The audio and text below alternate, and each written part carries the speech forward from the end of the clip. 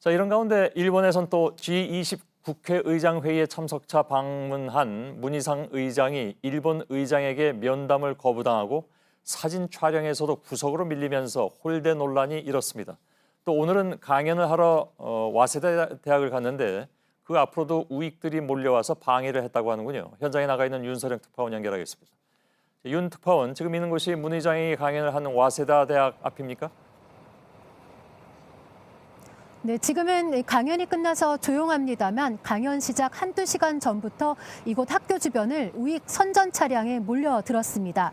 차량들은 학교 주변을 돌면서 문 의장의 발언을 철회하라고 확성기를 틀어댔습니다. 학교로 들어올 수 있는 모든 골목을 일본 경찰들이 이 바리케이트로 쳤기 때문에 불상사는 없었습니다. 하지만 이 주변 사람들이 들었을 경우에 굉장히 기분이 나쁜 말투에 귀가 아플 정도로 큰 소리였습니다. 또 강연장 안에는 이 주한 일본 대사관 앞에 소녀상에 말뚝을 박았던 우익 인사 스즈키 노부유키가 모습을 드러내기도 했습니다. 예, 그 스즈키 노부유키는 뭡니까 강연장에서 방해를 하거나 그러진 않았나요?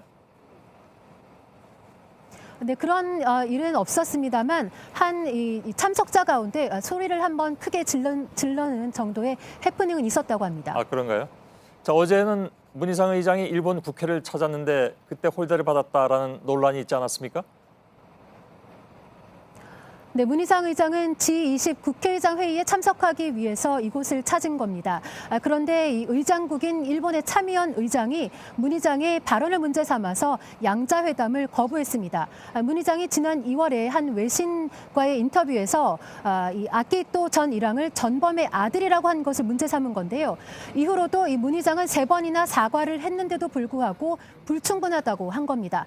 이 때문인지 이 단체 사진을 찍을 때 문 의장을 가장 아랫줄에 맨 끝으로 배치하기도 했는데요. 이 때문에 손님을 불러놓고도 일부러 홀대한다는 논란이 일었습니다. 예, 저렇게 자리 배치하는 것은 사실은 저희가 알기로는 어떤 규정에 의해서 자리 배치를 하는 것으로 알고 있는데 그 규정을 어겨서 저렇게 맨 끝자리에 앉혔다면 예를 들어서 이쪽 국회의장 측에서 혹은 우리 외교부 쪽에서 항의를 할 수도 있는 문제는 아닌가요? 그런 얘기는 없었나요? 네, 정확히 왜 문희상 의장이 그 자리에 앉게 됐는지에 대한 설명은 듣지 못했습니다. 예, 알았습니다. 네, 때문에 어떤 항의가 있었는지에 대해서도 아직 확인은 되지 않고 있습니다. 예.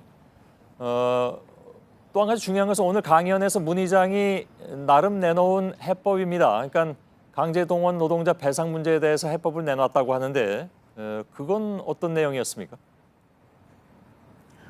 네, 문희상 의장은 우리 정부가 제안했던 1+1 그러니까 한일 기업들이 배상 자금을 마련하자는 안에 대해서 근본적으로 원점에서 재검토해야 한다고 말을 했습니다. 그러면서 이 배상금과 직접적인 관련이 없더라도 한일 기업과 양국 국민들이 자발적으로 성금을 낼 수 있도록 참여하자 이렇게 제안했습니다. 그리고 여기에다가 박근혜 정부 때 위안부 합의를 통해서 받은 10억엔 가운데 남아있는 60억 원과 정부 재원도 합치자고 이야기를 했습니다. 그러니까 정리를 하자면 한일 기업의 1+1 그리고 양국 국민들의 성금 +1 여기에 한국 정부의 재원까지 1+1+1+ 알파라는 안을 제안을 한 겁니다. 예. 근데 그 해법이라는 것이 예를 들면 어떤 공감대를 가지고 하는 것인지 그렇지 않다면 자칫 해프닝으로 끝나버릴 수도 있단 말이죠. 특히 그런 해법을 던졌다고 하더라도 실효성의 문제 아니겠습니까?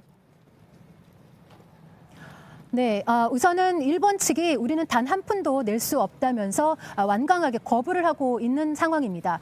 그리고 저희가 이 피해자 지원단체들과도 접촉을 해봤는데요. 일단 무슨 방안인지 조금 더 파악을 해보겠다라고 하면서도 고민이 좀 부족한 것 같다라는 첫 평가를 내놨습니다. 예, 알겠습니다. 와세다 대학 앞에서 윤서령 특파원이 전해드렸습니다. 수고했습니다.